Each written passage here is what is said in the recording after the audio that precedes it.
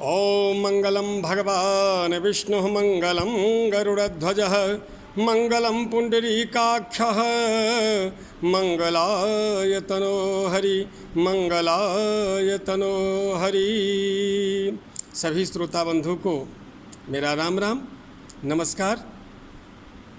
आज मैं रक्षाबंधन जो भारतीय पर्वों में परम पवित्र पर्व माना गया है, प्रेम का पर्व माना गया है, इसमें दर्शाया गया है जो प्रेम से साक्षात परमपिता परमेश्वर भी बंधन में आ जाते हैं।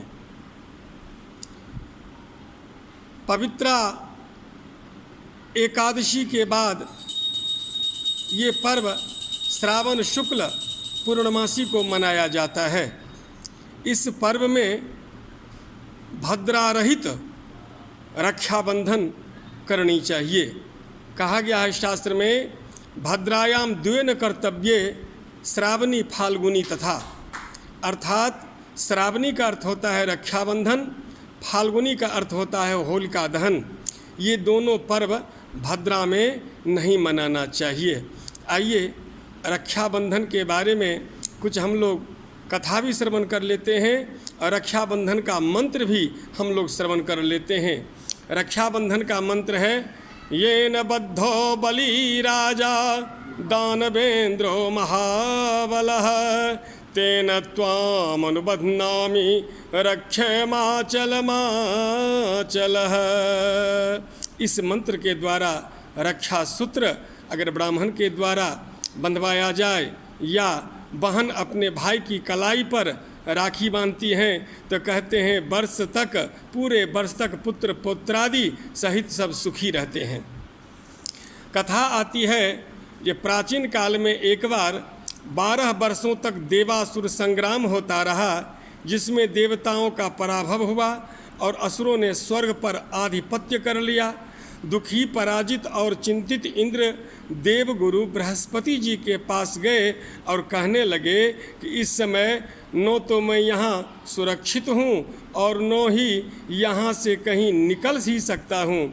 ऐसी दशा में मेरी युद्ध करना अनिवार्य है, जबकि अब तक के युद्ध में हमारा पराभव ही हुआ है। इस वार्तालाप को इंद्राणी भी सुन रही थी। उन्होंने कहा कि कल श्रावण पूर्णिमा है,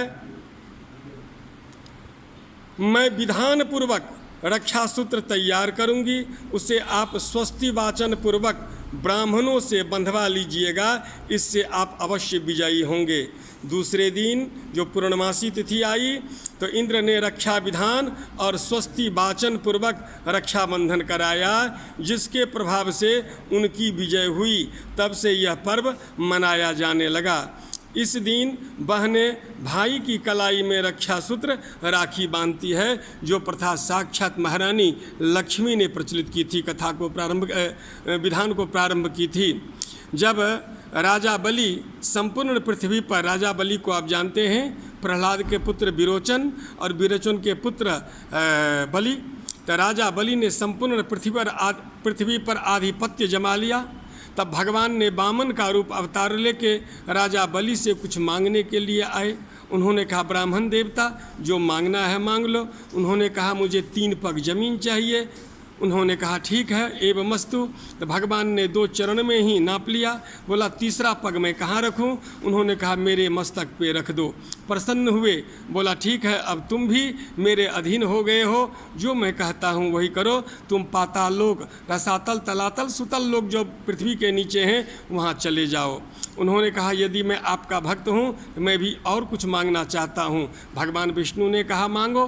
कहा, प्रभु अगर मैं सच्चा भक्त आपका हूँ तो मेरे साथ आप भी निवास करें। भगवान विष्णु तैयार हो गए, उनके साथ रहने लगे। जब रक्षाबंधन का पर्व आया तो लक्ष्मी जी ने सोचा किसी उपाय से, किस युक्ति से विष्णु जी को वहाँ से निकालूं। तो उन्होंने बहन का रूप धारण किया। राजा बलि के कलाई में रक्षाबंधन बांधती हैं। वो प्रसन्न होता है राजा बलि, जो बहन जो मांगना है मांग लो। उन्होंने कहा, भैया अगर प्रसन्न हो तो मेरे पति जो आपके अधीन में है विष्णुदेव, उनको आप मुक्त कर दो। उनको मुक्त कर देते हैं और दोनों लक्ष्मी और और नारायण वहाँ से आते हैं, अपने निवास स्थान में आते हैं। तो बहुत बड़ा पर्व है ये। इस पर्व को भावपूर्वक मनाना चाहिए, मंत्र पूर्वक रक्षाबंधन करना चाहिए। हाँ, भद्रा रहित रक्षाबंधन करना चाहिए, भद्रा में ये रक्षाबंधन नहीं करना चाहिए। तो भद्रा हम यहाँ पर नीचे हम बता रहे हैं, जो भद्रा कब से कब है। हर साल का भद्रा का समय अलग अलग होता है, वो देख लें हम लोग। इस तरह से अपना रीति, अपना व्यवहार, पवित्र रक्षाबंधन हम लोग मनाएं। हरिओम तत्सत, हरिओम तत्सत, हरिओम तत्सत।